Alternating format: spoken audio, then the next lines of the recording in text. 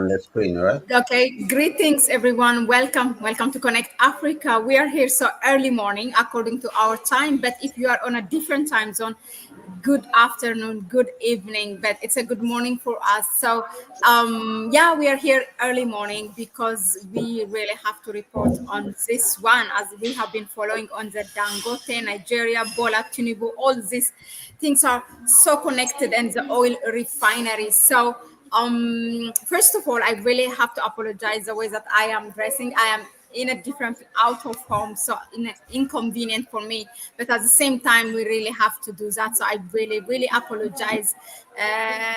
This is not out of a disrespect or anything. Okay. So proceeding, Kwame, we are hearing that now that what is trending is actually the connection of Bola Tinubu and the Malta oil blending and the Nigeria has been importing from there, and then Aliko Dangote has kind of hinted something that because the VIPs own this and that.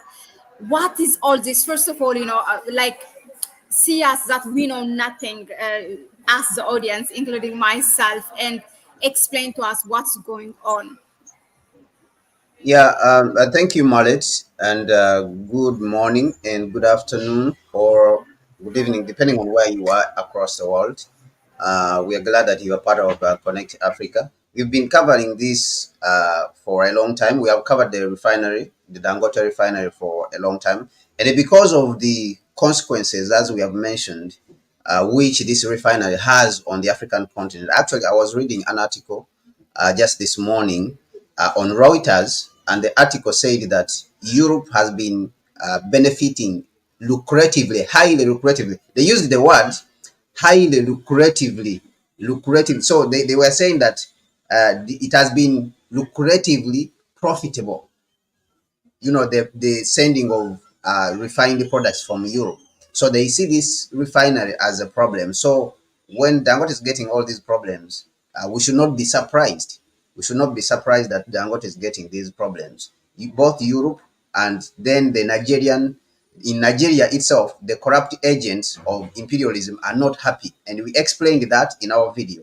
If you have not seen that video, you should go out and examine that video where we connected the foreign interests, the imperialist interests, and then the internal, players who are playing for, imperialism, who are trying to play for imperialism. Now, Dangote came up a few days ago and mentioned that he's willing to fight. First of all, we explained this after, he appeared at the Africa CEO Forum in Kigali, and then later on at the Africa Import and Export Bank, where he appeared, he mentioned that he's willing to fight. He's going to fight because he has invested a lot of money, which is, $20 billion.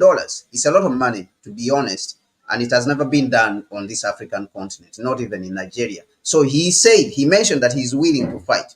Now, a few days ago, when the attacks were increasing on him internally, both from the CEO of one of the regulators in Nigeria, and also from other people who are calling him a monopoly, to the extent that even he called off his investment in steel. He wants to invest in steel. So he said that there is element. So this is a few days ago. Dangote said that there is elements in the Nigerian National Petroleum Corporation, the NNPC, Nigerian National Petroleum Corporation, or Nigerian National Petroleum Company.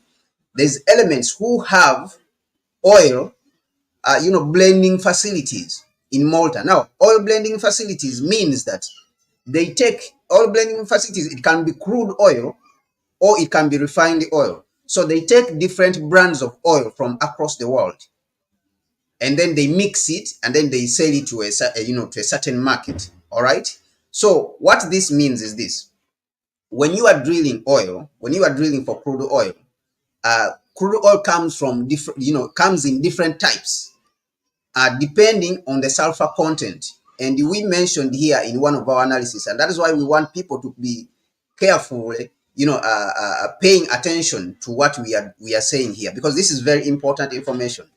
Nigeria has some of the best crude oil in the world. That is why they want it very much, and they are even refusing to give it to Dangote.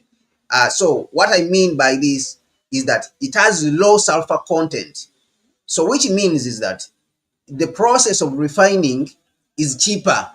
It becomes cheaper for you to refine Nigeria's crude oil. Now, if you compare this to the oil, which is called the WTI, Western Texas Intermediate, which is from the United States mostly, it has a higher sulfur content compared to the oil, to the crude oil that is produced or comes from Nigeria and all this area of the Gulf of Guinea.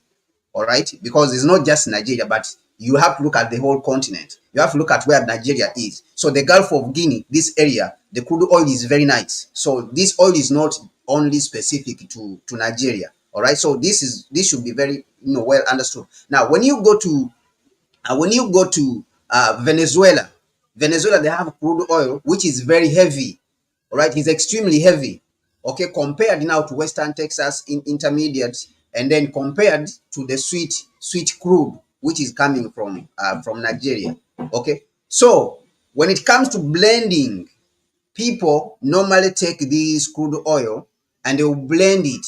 All right, they will blend it and then sell it to certain markets, both the crude oil and also the finished products. So like for the finished products, you will see that they will go to refineries which are selling which are all the type of refineries, like in Europe. All over Europe, the refineries which were built in Europe, majority of them were built after World War II.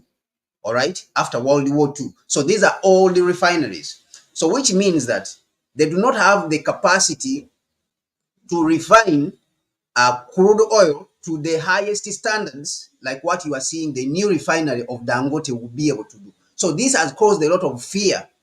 All right, so they will take that crude, which is low quality, and they will blend it maybe with some good quality. We have seen that. We have seen these with the corrupt people even in our communities who sell in shops, that they will take some good goods which are high quality, and they will mix it with some low quality so that they can be able to sell more and get more profit. So this happens even in the area of crude oil. So Dangote came out.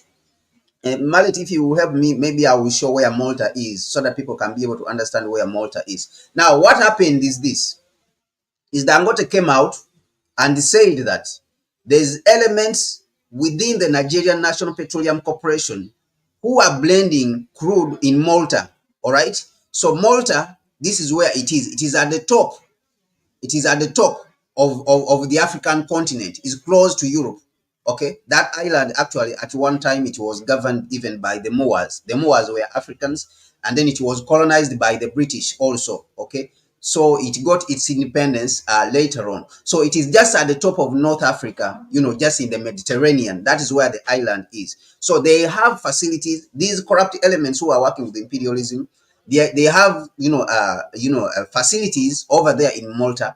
That's where they are mixing the oil from, the finished, the refined oil from the bad and the good, and then they will bring that to Nigeria. And as we have seen, that when the oil from the particular petrol stations in Nigeria was tested with the Dangote laboratories, the world class laboratory which Dangote has on the refinery, they found that it has more than 1,800 to 2,000 parts per million of sulfur, compared to Dangote's own, which was around 89. I think it was 89, 80 to 89, somewhere there.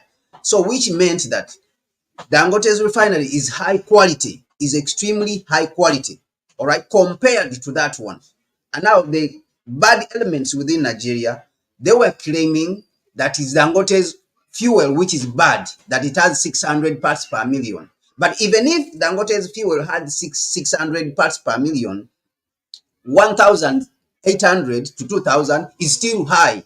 It would be even twice as bad as Dangote, but even that was not true. And Dangote mentioned it very well. He cleared the air very well, and he said that our fuel started at 600 parts per million when we just started the refinery, because it was in the process of testing. We are still testing the refinery. So the fuel which was produced, it was around 600 parts per million of sulfur.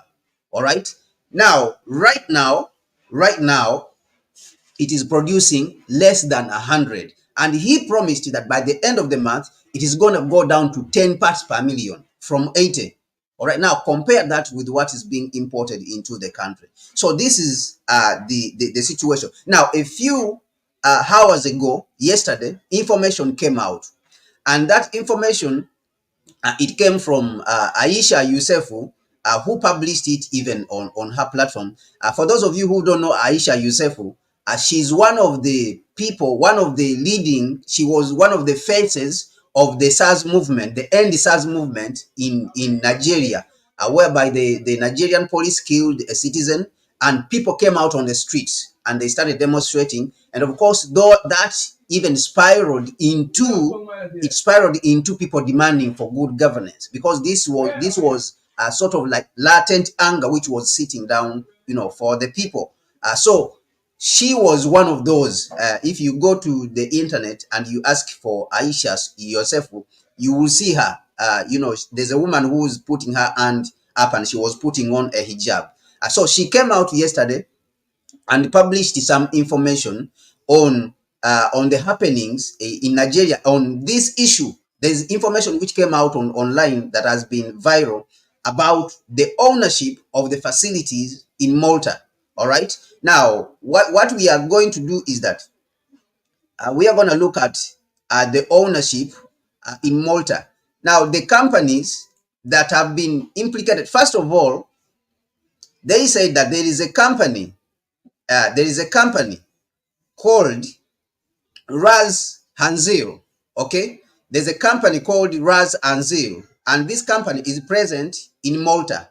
Okay, the company is present in Malta, and that company has been associated with the president's family, the president Tinubu, President Tinubu. All right. So this company Raz Hanzil, they mentioned that owners of this company the owner of this company have been identified with the president's family. And Wale Tinubu is the chairman, is the group chairman, also group executive of this so-called Rans and Zil in Malta. Okay, this is what has been identified. And a few days ago, actually, Mahlet, I shared this article with you. Even they mentioned that there has been an increase in the import of refined fuel from Malta to Nigeria. Okay, now that's number one. That's number one. This gentleman, Wale Tinubu, Malit, give me once again. Let me share so that we can see this gentleman, Wale Tinubu. Who is he? Is we want to see who is Wale Tinubu. So this gentleman, Wale Tinubu, this is Wale Tinubu. It happens that he is also associated with another company within Nigeria, which is called Owando Petroleum. Okay, Owando Petroleum. Now, And if you Wale check, Tinubu is how he's connected to Tinubu, son, yes, cousin. yes. So Wale Tinubu, Bola Tinubu, the president, is his Yeah. uncle. Is his uncle, as you can see on the right side here. I've circled here so that everyone can be able to see. So now this, if we put it together with what is happening, and of course this gentleman also is associated with Owando Petroleum because he's an executive over there. He owns shares in Owando Petroleum, which operates in Nigeria. Now, if we piece this information together with what Dangote said, that there's certain people in the NNPC, and remember that in Nigeria the president is the minister of oil and petroleum. All right, in Nigeria the president is the minister of oil and petroleum, so which means he is the one who is the overlord, okay, of NNPC. And Dangote said that people in the NNPC, they have blending facilities in Malta and they are importing them into Nigeria, and they're importing bad fuel. They have been importing bad fuel into Nigeria, and he's willing to fight. So when you put this information together, it shows you that the president of Nigeria is the biggest, together with his people within the NNPC, they are the biggest, culprits in this enterprise of, ripping off not only Nigeria, but also Africa as a whole. They are the culprits in ripping off Africa and exploiting, Africa, and even stopping and standing in the way of industrialization. Okay, so this is what this means for today, and this is what we wanted to bring to you so that you can be able to appreciate this kind of important information. Back to you, So, Malit. yeah, thank you, Kwame. Really, thank you so much. And I just want to read for you quickly now. Twitter is explaining, of course, on what is trending, and there are some figures here how the Nigerian import has jumped from Malta. Okay, look now. I'll just read it for you. Malta is trending because a viral image shows that a Tinubu family controls an oil blending plant in Malta, and data shows that Nigeria petrol imports from Malta jumped from $13.3 million to $2 billion in only 2023, at 62,000 to 222% increase. Oh my God, that's unimaginable. That's incredible. But anyway, last week, Dr. Aliko Dangote implied that the reason that the cabals won't allow Nigeria have a working refinery is because VIPs have private refineries outside the country in places like Malta.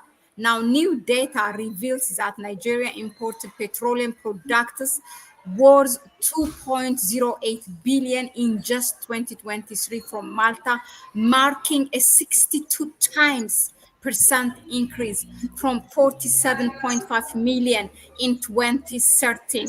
Now, some figures are here: 59.9 million in 2014, 117.01 million in 2015, 13.3 million low again in 2016. No imports from 2017 to 2022. This was the time where Buhari was in power, right? I think. So in 2023, the figure jumped from 13.3 to 2 billion. And this is the time for you to know where Tinubu came to power. Okay. So this sudden surge revelation made some Nigerians to believe that Dangote's claim about certain NNPC personnel owning blending plants in Malta might be accurate. Okay, so I am sorry about that.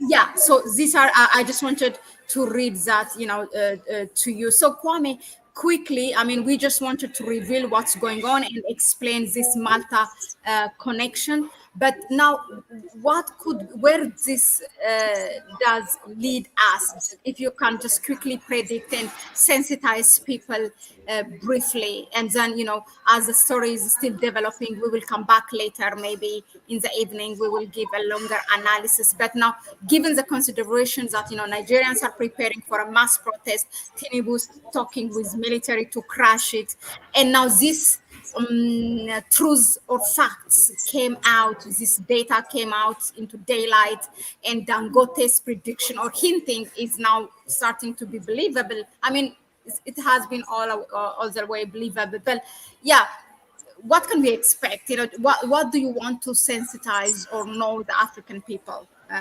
So most importantly, I think that the people have to support everyone who's demonstrating, because our continent, we all know, we all agree that our continent is being taken over since 1966 with the overthrow of Dr. Kwame Nkrumah. Is being taken over, by imperialism. So it is important to support all these people who are demonstrating against this bad governance. Not only this bad governance, but the evil people who are just stealing Africa's resources, who are putting Africa down, who are participating in maintaining the African people in an oppressed position, in a poor position, whereby we don't have the facilities, we don't have the roads we need, we don't have the schools we need, we don't have the health facilities which we need to take care of our people. We live in bad conditions, bad houses, and yet all these resources would have been used for our people to develop. We would have developed. There's no reason why we would not have developed since 1960. And to be like Dubai, we have all these resources, but the resources are being used to enrich Europe, and enrich the United States and the Western world at the expense of our people. And who is aiding this process is people like Tinubu and the groups which have been coming all the way, Buhari and all of them groups, because some of them, of course, are cowards and they feel helpless, that they cannot fight and they don't want to fight for us. Many of them, they are over there in power. They don't want to fight for us. They don't want to risk and fight for us. So it's important to support the people who have come on top and they are willing to fight. Okay, these children or these young people who are out there and they want to demonstrate, is important to be out there, to support them.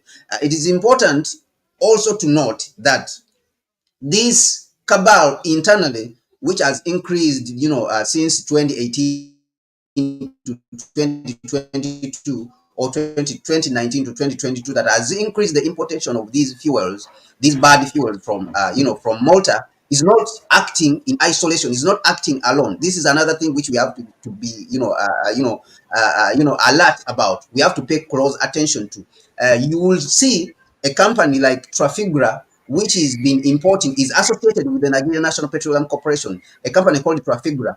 It imports, it imports refined fuel. Actually, it's the one recently, when the article appeared that the Nigerian National Petroleum Corporation has been selling another crude to Indonesia and using Trafigura to bring the refined oil. This company, Trafigura, is owned by whites, by Europeans from Portugal. All right. And this same company is involved in another major infrastructure on the African continent. And that infrastructure is called the Lobito Corridor. Okay, which that Lobito, Oh, that railway project, which they oh, are, oh my yeah. God. And I mentioned this. I even wrote this an article. I wrote an article on this railway project, and I mentioned those companies which are there. Now, one of the things which Nkrumah mentioned is this: is that the best way to start the process of defeating neocolonialism is to expose it whenever it rears its head. Whenever you see it, you expose it. This is very, very important. This is extremely important. And one of the things in which we have not succeeded as Africans is to expose the interlinks, the links between the African elites, all right, those who are exploiting, our continent. Of course, it doesn't mean that all the elites in Africa are exploiting our continent, but those ones who are participating, a lot of them are participating. So we had not yet succeeded in exposing these links. We had not yet, succeeded in exposing these African elites and these multinational companies, how they are working together to bring our country down. So Come, you are frozen.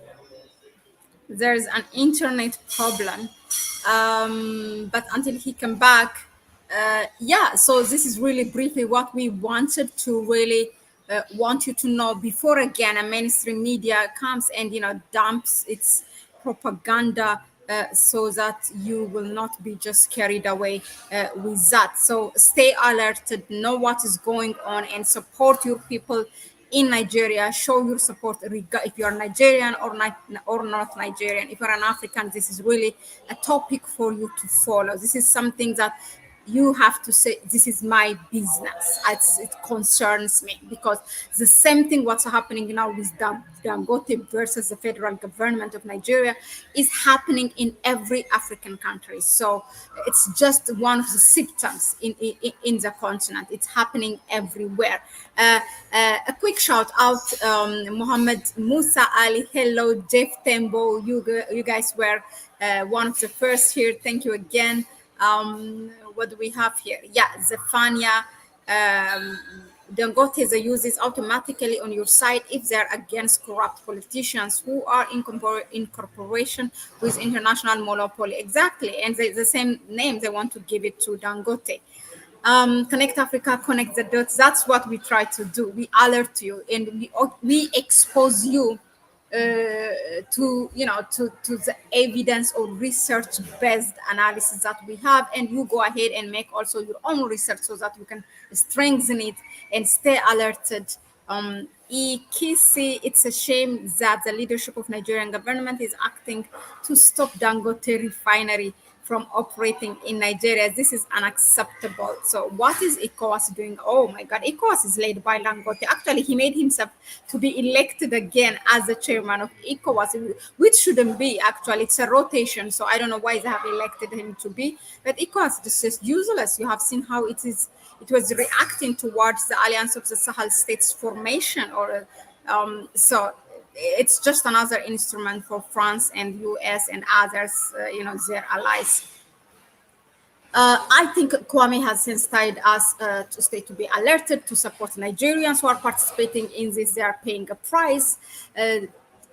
Know that this will not be taken lightly. It's a life and death matter. It's a lucrative business, not only for Bola Tinubu and his family, but also for the West. It's crazy. Just like what Africa is paying and sustaining IMF and World Bank with the huge interest that we are paying, that our heads of states taking a generational debt and taking it from our by increasing tax and price on our daily bread and fuel. We are sustaining IMF and World Bank just like that. We Africans, the poor people, with all the the price that we are paying for the fuel and whatever prices they are increasing on our daily consumption, we are sustaining this lucrative business in the world. So they will fight it. It will not be easy, but we have to support our brothers and sisters in Nigeria so that they can make this movement sustained. I think, Kwame, you have been finalizing it. I will just give you a minute, and so we will come back to this one maybe later. Yeah, so it is very people to understand that this robbery, this exploitation is the same like what happened with slavery. It's the same exploitation that happened during colonialism. That they are achieving the same objectives. They are trying to achieve the same objectives which they achieved before, and they are interconnected. These, are companies and corporations, and therefore these people who are inside the countries and the African continent and are working for the interest of the colony are not isolated. These people are not working in isolation. The internal saboteurs, they are working with these foreign companies. This is what we want our people to understand. And these companies are also working with the International Monetary Fund, like how you mentioned, and the World Bank. And again, these all these groups are working together with the government of the West. They are working together. They are not isolated, even though they come to our countries as investors. They may come as investors. That is what they claim, but they are not really investors. Okay, they are a part of a larger scheme, a larger cabal of imperialism, and that is what we call neo-colonialism. Okay, they are trying to implement imperialism on our continent, are using that new system called neo-colonialism. But they are a group. They are working together. They are working together with some of our internal people, internal agents, and of course those ones who are greedy and they don't care about our continent. They're working together with the corporations. They're working together with the Western government, and that is why you see that when we spoke about the Lobito Railway Corridor, you can see that this project, which is being built to exploit copper and all the other resources like cobalt from the Democratic Republic of Congo and from Zambia, to go and power the electric vehicles in the United States and build electric vehicles in the United States and Europe. You can see that it was launched by Biden. Even though it was launched by Biden, okay, and the Europeans working together, even at the G20 summit where Africa was admitted, into the G20 in India, Biden spoke about it and they said they have launched this project. Okay, the people who are carrying out this project, Trafigura, including Trafigura, who is involved in the bringing of dirty fuel in Nigeria, which is part of that particular project. And the United States military is all over in the Gulf of Guinea, and the French military, they are over there in the in the Gulf of Guinea, and the World Bank, all of them are attached to this. So you can see that this is a group of institutions, and these are groups which are working studiously for the impoverishment of Africa, and and the enrichment of Europe an enrichment of a few political class across the world and across the globe. So it's important for us to understand this when we are, out there fighting, when we are out there writing articles. So it's important that we do whatever we can to support all those who are fighting, this good fight of exposing this robbery and impoverishment.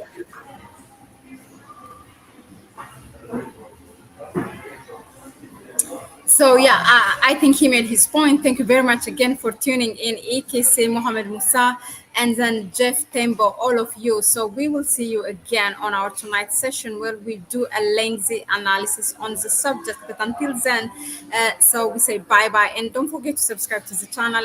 Give it a like if you find it that what we bring you is a relevant and informative one. And of course, share the video with others. Do not keep the knowledge and information only to yourself. If you want to help us further, you can go to the description section and you can donate to our PayPal account. But we will see you on the next one. So until then, it's a bye bye. Ciao, ciao.